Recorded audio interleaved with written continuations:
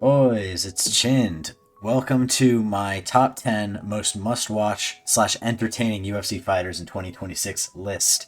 This is a list I wanted to put together. There's so many good fighters right now. As far as like must-watch TV, there's a lot of great KO artists, a lot of fighters that are consistently having, fight of the year contenders. And I wanted to rank them. Now, keep in mind, when I talk about a must-watch fighter, I'm not talking about somebody like Islam Makhachev, who obviously is a very entertaining fighter overall, right?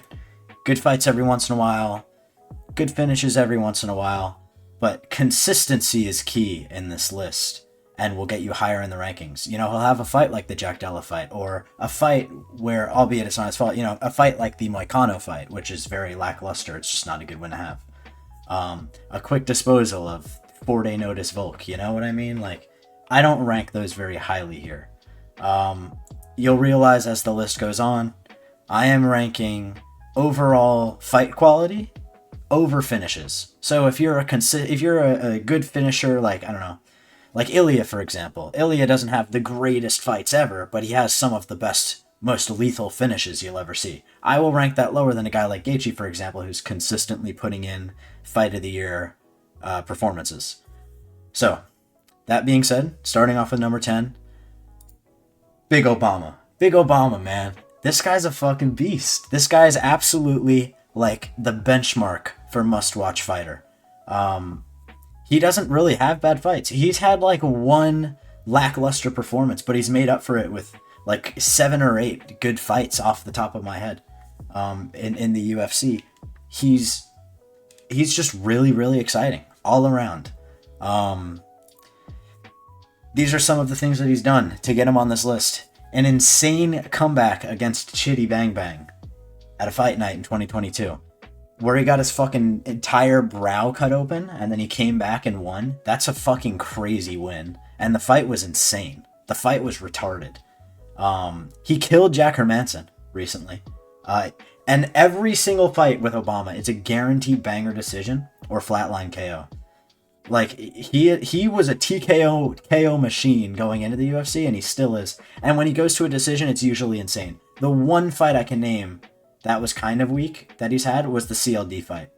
But CLD, that win has not only aged so well, but he's a dangerous fighter. You can't just go in and bang with him. I totally get it. He's a chin or get chinned fighter, Obama. Like, his chin is not the best. His chin is not the best at all. But he just fucking goes in and tries to kill you. So you either catch him or he's going to catch you. There's really no in between.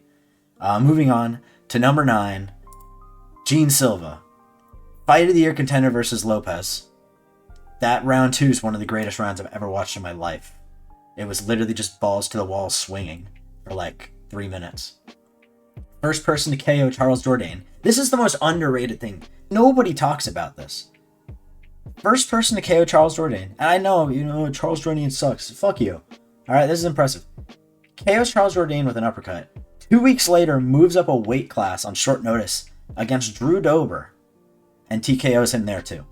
Dr. Stoppage. Like, that's so impressive. Nobody talks about it. That's why I think Gene Silva's such a fucking killer. Like, to be able to do that is so crazy. He moves up to 55 and that's must watch. Pretty much mini Obama with a better chin. Like, that's very true. Every single fight that he's in is great. The Arnold Allen fight was great. The Bryce Mitchell fight was great. And then when he's not having great fights, he's having insane finishes. In his great fights, he's having great finishes. Gene Silva is must-watch TV, and I've heard they're probably giving him a title shot next, which I don't really agree with, but if they do, that's going to be a great fight too. I think he could put on a banger with Volk. Moving on to number 8, we got Ilya. Okay, now remember, I said I'm ranking fighters, that get crazy KOs. I'm ranking them lower than fighters who have consistent bangers. Ilya doesn't have the best fights. He really does. He doesn't have... I can't think of an Ilya fight off the top of my head that was like a great fight, one that I can rewatch over and over and over again. The Max fight was good, and the Josh Emmett fight was a one-sided beating. But he's known, obviously, for his insane KOs. He's a KO of the year machine. Obviously, he got the KO of the year last year against Oliveira. Then he had a KO of the Year contenders, first person to crack Max's chin. Arguably the best hands in the UFC right now. Very, very fun to watch. Just striking highlights of Ilya. Like, he's one of the best strikers in the history of the sport. He's chinning the unchinnable. That makes him must watch. Intangibles like that. Like, you're chinning people who haven't been chinned before. That puts Ilya on this list. And he's chasing down one of the most unbeatable guys in the UFC, which is just badass. It makes watching his fights a lot more interesting because you're like, oh, okay. Well, now, is he going to fight Islam? Is that going to happen? Is Ilya going to fight Islam? Ilya is, like, a great baseline for must watch in this sport. And keep in mind, like, number 8 is fucking great. There's, 600 fighters on the roster? No, this is not an insult to Ilya. Ilya is one of the most must-watch fighters, in my opinion. Number 8 is great. Moving on to number 7, Mateusz Rebecki. Okay, if you don't know ball, let me put you on. Mateusz Rebecki is... I could put him higher on this list. I really could put him higher on this list. But number 7 works. Number 7 is still outstanding. 2024 Fight of the Year contender versus Uralbai. That is literally one of the best fights I've ever watched in my fucking life. I fucking love that fight, man. And it is one of those fights. The best thing in a fight is when both of the fighters are completely exhausted and they just start fucking pouring their heart out into their punches. And it's just fucking slow and sloppy and they're just fucking banging. It's slow and sloppy banging. You know what I'm saying? That Uralbai fight is like the pinnacle of slow and sloppy bang. You know what I'm saying? Don't make me say slow and sloppy banging again. You know what I'm saying? 2 of the best Fight of the Year contenders of 2025 versus Chris Duncan and Ludovic Klein.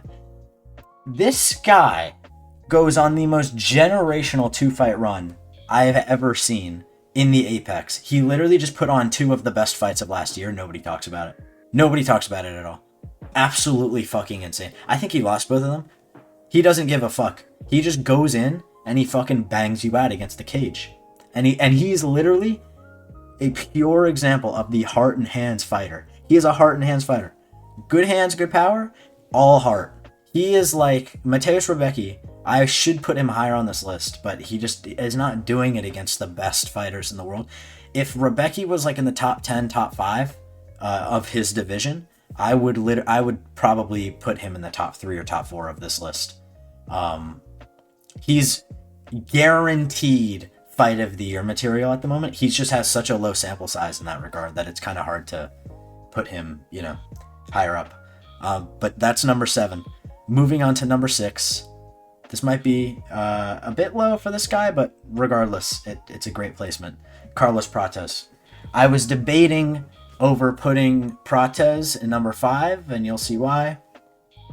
But ultimately, Prates is arguably the most... I mean, listen, when from here to number, 1, I guess number 2, they're all interchangeable, because I think number 1 is very clear. But from here to number 2, I think it's all interchangeable fighters. Prates is... I mean, look at these accolades. He's KOing fucking everyone. Every single fighter he's fighting, he's KOing. As opposed to Ian Gary, he didn't KO, but he nearly had him finish at the end of the round. KO of the Year contender over the Leech. That was fucking retarded. And 2 KO of the Year contenders just last year against Geoff Neal, one of the first fighters to put Geoff Neal out that bad with a spinning elbow, no less. And then Leon Edwards, he literally made him fucking fly. You made me fly, bro. He made him fly. That's fucking crazy. Craziest power in 170 history, arguably. I say arguably because I think it would be clear, but I think like T. Wood in his prime, definitely up there for, craziest power punchers at 170.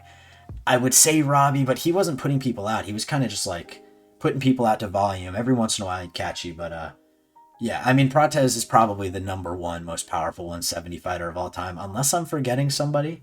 Yeah, crazy. 6 bonuses and 6 wins. Prates is flatlining everybody.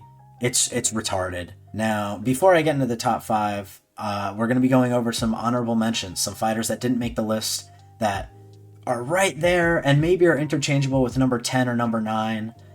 Joshua Van, and Brandon Royval. These guys are fucking insane to watch. Obviously, when they fought each other, which is kind of the reason I'm putting them in their own entry together. They put on Fight of the Year. They had the Fight of the Year together. And pretty much every fight of theirs is great. The only thing is, Van kind of had a quick rise to champion, and so he's been fighting kind of low-end competition up until recently. So it's kind of hard to go back and watch his fights and be impressed, because there's a lot of fighters that are having good fights against fighters that are unranked. But I will rank on this list fighters that are having great fights against high-ranked fighters a lot higher than fighters who are having great fights with, like, Ray Saruya, for example. Royval, on the other hand, I used to call him the Gaethje of 125. Super exciting. Up until recently, though, with exception of the Van fight, he's kind of having some boring fights, like the Moreno fight and stuff. The Tyra fight was great, actually, so But, yeah, I don't know, he's just right there. Like, Royval would be, like, my number 11. Van and Royval would be my number 11 and 12. Moving on, Kevin Vallejos, also in the honorable mentions. He's the future 145 Gaethje, in my opinion. If he keeps up what he's doing. 2 KOs in the UFC. He's the only person to stop Giga, and it was via spinning backfest. That's crazy. And his only decision in the UFC was a banger fight versus Danny Silva, which is one of the best fights of last year. That was fucking crazy. And then he went to war with Gene Silva on the Contender Series. That's an insane thing to do. And he's hunting Gene Silva now. If they could fight in the future, that would be retarded. He's fighting in a couple weeks against Josh Emmett. Hopefully he fucking steamrolls him so we can get him into the top 10 of the rankings. Vallejos is tough, man. He's the type of guy, I'm going to remake this list in the future, and he'll probably be on it. He'll probably be high up on that list in the future. Once he starts knocking out higher level guys. Moving on, Khamzat. This is controversial, I get it, but he's in my honorable mentions. He's not even in the top 10, so you got to hear me out. Fight of the Year contender versus Gilbert Burns at UFC 273. That's one of the greatest 3-round fights of all time. That's not controversial to mention. Majority of his fights end in round 1, and he had one bad fight against Rickus, and everyone switched up. I get it. Nobody likes him now because he had a terrible fight. I totally get that. But you can't just ignore the fact that most of his fights were ending in the first round. He was mauling everybody. He's still must-watch TV because he's probably just going to go in there and fucking run through Imavov or whoever else he's fighting. Although I think Strickland has a great chance against him if that's what they go for next. I still think he mows through most of the fighters in the middleweight rankings. He's must-watch TV.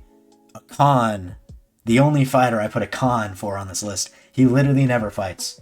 If he fought often, I'd put him on this list in the top 10. But he literally never fights. And that's a problem. They should low-key strip his ass.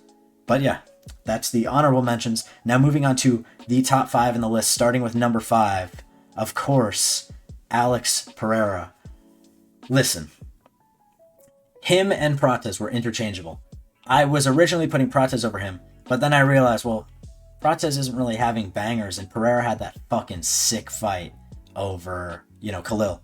But Pereira's doing it up against, similar level competition. 205 division is very weak, in my opinion, and the 170 division is very strong. So the wins that Prates has, I'm ranking higher than Pereira's. But Pereira had that recent one over Ankalaev, which pushed him over the top.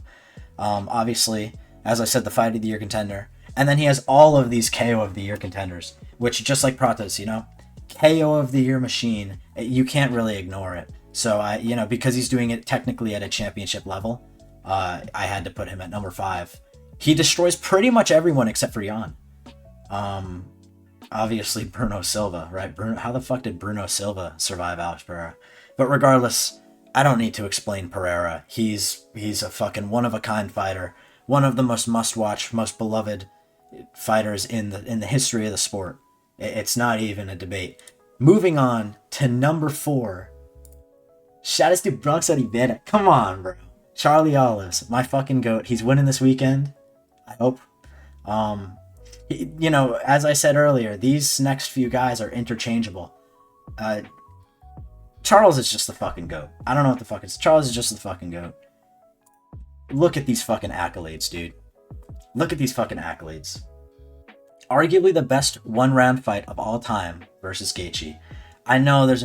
but what about Travis Brown versus Andrei Arlovsky in 2009? Dude, shut the fuck up. Alright? We're talking about modern UFC current fight. Arguably the best one-round fight of all time. It's like 3 minutes. There's like 3 knockdowns. It's one of the greatest fights I've watched in my life. Great fight. Legendary title reign consisting of every fight being a comeback win. He gets dropped in all of his title fight wins. That's just an insane stat. That's a crazy thing to do. And in a couple of those fights, he got dropped multiple times. That's crazy. 6 decisions in 48 fights. That's win or lose. 6 decisions. So he's a completely kill or be killed, finish or get finished fighter. I mean, Charles is a fucking one-of-a-kind monster, man. One-of-a-kind monster. Most bonuses, most finishes, most sub wins, 20, 21, and 70. That's crazy. There will never be another Charles Oliveira. He is a one-of-one, all-time violent fighter. Moving on to number 3, the person he's fighting this weekend, Max Holloway. By virtue of just having the BMF belt, which is basically just a violence belt, I'm putting him higher than Charles. Again, they're interchangeable.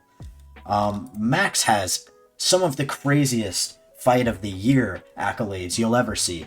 And actually, I believe my original reasoning for him being over Charles, as opposed to just being the one that has the BMF belt, is because Charles isn't having the greatest fights. He's having the greatest moments. And he's having a lot of them, of course. Max is having the greatest fights and moments. He has arguably the greatest KO of all time versus Gaethje.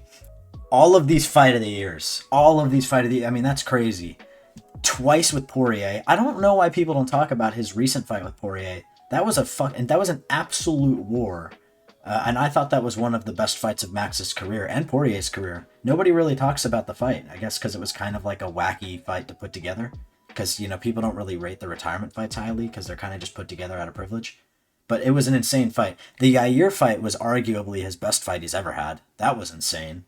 And the Gaethje fight, which I don't think was fight of the year, but it won fight of the year. So there's that. And then, listen, he holds every striking record, but I really want to emphasize he's defending his BMF belt, his fucking mid-card championship, more than undisputed champions are defending. That's must-watch in itself. You have most champions fighting less than Max Holloway, who's defending a makeshift belt more than them. That's crazy. And for that, he's must-watch because he's not only is he fighting often, he's fighting more than all these guys who claim that they're the toughest. Max is fucking tough. All right, Max is fucking tough. Moving on to number 2, you know who it is. It's fucking Justin Gaethje, bro. Look at this retarded motherfucker. This guy doesn't even know where he is, dude. Like, this guy is just the most punch-drunk motherfucker of all time. And he's so underrated as far as, like, I don't want to say underrated, but he's underappreciated, for sure. Justin Gaethje is one of the most underappreciated bangers in the sport. Look at this fucking list. I think, personally, he's the greatest fight of the year generator of all time. He has the Michael Johnson fight, which is one of the craziest back-and-forth wars of all time. His Eddie Alvarez fight. His Poirier fights, which are both crazy. There's great finishes in both. The first one was a better fight overall. The Tony fight was great. The Chandler fight was retarded. I was there for it live. It was unbeatable atmosphere, one of the craziest moments of my life. Just being there for that. The Charles fight I talked about earlier. The Max fight. The Paddy fight recently. I mean, he has been in the UFC for, almost a decade now, or close to it. And he's consistently putting on, from then and still to this day, some of the greatest moments and fights of all time. He's got the best uppercut in UFC history, and he's a KO machine turned patient banger. Dude, he was coming into the UFC absolutely flatlining everybody, and then he started losing a little bit, lose one, win one, and then he just turned into a patient, more decision-winning fighter, I guess, is a better way to put it. He's not finishing people as much. He's a lot more patient. He's not going balls to the wall as much. He still is going balls to the wall, but, And he accepts death before every fight. If that doesn't say enough about Gaethje as a fighter, and how must-watch he is, a guy like this is going to go in there and give you one of the best fights you've ever seen. And I didn't even add the Fiziev fights to this list. I mean, the Fiziev fights are great too. They're just the fact that he has all of these other fights that are literally generational, rewatchable fights that you can watch 50 years from now and they still hold up. Like, Gaethje is a one-of-a-kind, fight of the year machine. Only beaten by the number 1 most must-watch fighter in the UFC right now, Jiri Prochazka. Jiri, to me, is the current most must-watch fighter in the UFC, And there's so many reasons. There's so many reasons. He joined the UFC a few years ago, and he's already just given us an incredible catalog of finishes and fights. He had arguably the greatest fight of all time versus Glover Teixeira. One of the most just insane, back and forth, crazy MMA, just everything that was in it. The grappling, the striking. Glover had his moments. Yuri had his moments. They both had moments on the feet where they knocked each other down. They both had moments on the ground where they were reversing nonstop, and they eventually got tired and more tired and more tired. This fight was absolutely fucked to watch live. This is one of the craziest live experiences watching the sport I've ever had. I could not fucking believe what I was watching when this fight happened. It was unbelievable. And that's not all. He had a fight of the year contender versus Dominic Reyes that ended in one of the greatest spinning elbow KOs of all time. That should have won KO of the year that year, but I believe it went to Masvidal versus Usman, which was just not as good. I'm sorry. This was crazy. This was crazy. I mean, look at fucking Reyes' face there. That is disgusting. Yuri's mowing through people like this. And that's not even the extent of it. These are the people. These are the looks of the fighters that he's beating after they fight him. This is crazy. I mean, look at all the dead fucking bodies. I might not even be able to show this on YouTube. This is fucking crazy. This is just one motherfucker holding a capybara doing this shit, man. Look at this motherfucker. He's just holding a capybara. And he gets in there and does this to you. He's flatlining everybody. And he's getting a bonus in all of his wins. And he has 38 career fights with 1 decision and I believe 3 submissions. He is basically only ending fights in knockout, and when he loses, he's only getting knocked out. Jiri Prochazka is a one-of-one, all-time great, violent fighter. He's one of the most clutch fighters of all time because he's had several fights. The Rakic fight in 300, the Khalil fight recently, the Glover fight, of course. All of these fights are just insane that one person keeps fucking coming back in fights, and he's got that prime Tony pressure. He's got the prime Tony clutch and the prime Tony pressure. Jiri is one of the greatest, most violent fighters of all time. Be thankful that we have him now, because I'm not sure we have much Jiri left with the way that he fights. I think he's going to be beating Oldberg, but you never know, man. With the way he fights, every fight is 50-50. Appreciate him while we have him now. He's putting on some of the greatest fights of all time. He's giving us some of the greatest knockouts of all time, some of the greatest moments. Jiri's the fucking GOAT. That is the video, guys. I hope you enjoyed the top 10. If there was any fighter that I'm missing, let me know in the comments. There's a lot of fighters I could have put, obviously. But yeah, this is the video. If you enjoyed, let me know. Leave a like. Thank you guys for watching. See you guys in the next one.